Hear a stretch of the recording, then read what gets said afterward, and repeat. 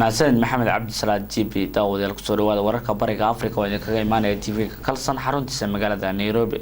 waxaana idinla socodsiinaya anigoo ah keenaan cabdulqaadir xuseen qodobada aad ku daawan doontaana waxaa kamid ah madaxweynaha dalkani Kenya Uhuru Kenyatta ayaa sheegay in si wadajir ay ula dagaalamayaan xarakada al-shabaab dableedii haysatay markabka xamuulka ayaa waxaa lagu soo waramayaa inay sii daayeen sida ay warbaahintu u xaqiijiyeen raggaasi iyo weliba dad ka tirsan deegaankaasi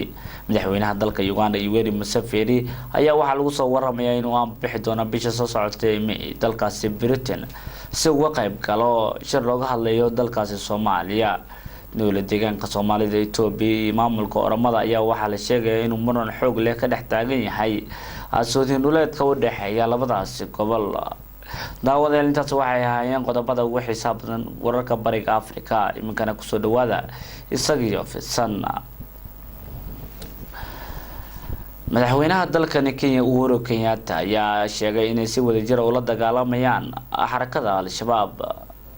madaxweynaha dowladda Kenya Uhuru Kenyatta ayaa shaaca ka qaaday inay ka shaqeyn doonaan nabadda iyo amniga gobolka waxa madaxweyne Kenyatta uu sheegay in xarakada al-shabaab ay khatar ku yihiin amniga iyo nabadda balse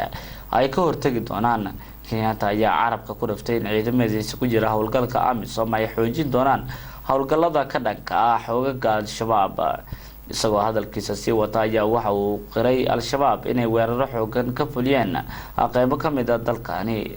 ugu dambeyn Kenyatta ayaa tilmaamay inaysan ogolaan doonin sii socoshada weerarada qorshaysan ee ururka al-shabaab dableedii hubeysneed haysatay markabka xamuulka ayaa waxaa lagu soo waramayaa inay sii daayeen sida ay warbaahintu u xaqiijiyeen raggaasi weliba qaar ka tirsan deegaankaasi odayaasha deegaanka ayaa sheegay inay dableeda ku qanciyeen inay sii daayaan markabka iyo shaqaalaha saaran isla markaana aanay jirin wax lacag madax furasho ah oo la siiyay markabkan oo shidaal siday ayaa dableeda waxa ay isniintii ka qafaasheen xeebaha Puntland afduubka markabka ayaa ah kii ugu horeeyay ee xeebaha Soomaaliya ka dhaca muddo 5 sano ah ragga afduubka sameeyay ayaa sheegay inay yihiin kalluumaysato dhibaato badan kala kulmay maraakiibta sida sharci darrada uga jilaabta xeebaha Soomaaliya Kosi Yusuf Xaaji oo kamid ah odayaasha gacanta weyn ka geystay markabkan in la sii daayo ayaa warbaahinta u sheegay in markii la sii daayay ay galbiyeen ciidamada Puntland madaxweynaha dalka Uganda Yoweri Museveni ayaa u bixi doona bisha soo socotay May dalkaasi Britain si uga qayb galo shir looga hadlayo arrimaha dalkaasi Soomaaliya madaxweynaha dowladda Uganda Yoweri Museveni ayaa lagu wadaa inuu gaaro dalka Britain bisha soo socotay May si uga qayb galo shir looga hadlayo arrimaha dalka Soomaaliya shirkan ka dhicin doona magaalada London ayaa waxaa shir gudoomin doona madaxweynaha dowladda federaalka Soomaaliya Maxamed Cabdullaahi Farmaajo madaxweyne Museveni oo ka qayb noqon doona madaxda ka qayb galaysa shirkaasi looga hadli doono amniga horumarka iyo abaaraha xooggan ee ku dhuftay dalka Soomaaliya shirkaasi ayaa ah mid taageero loogu muujinayo dowladda Soomaaliya dowladda Uganda ayaa kamid ah dowladaha ay ciidamadoodu ka joogaan dalka Soomaaliya isla markaana dagaal xoogan ay kula jiraan xarakada al-shabaab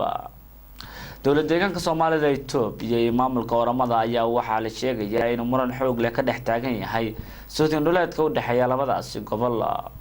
ku dhawaad 35,000 oo ruux ayaa ka barakacay muran xuduudeedkaasi iyadoo maamulka Oromada uu ku soo siqayo gobolka Soomaalida xilli tuulooyin badan oo Soomaaliyeed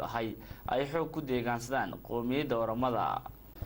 qoomiyadda Oromada ayaa dhul boob baahsan ku haysa dhulka Soomaalida ee hore loogu yaqaanay magaca Soomaali galbeed waxaana laga cabsi qabaa in qalalaase dhiig ku daato halkaas ka holco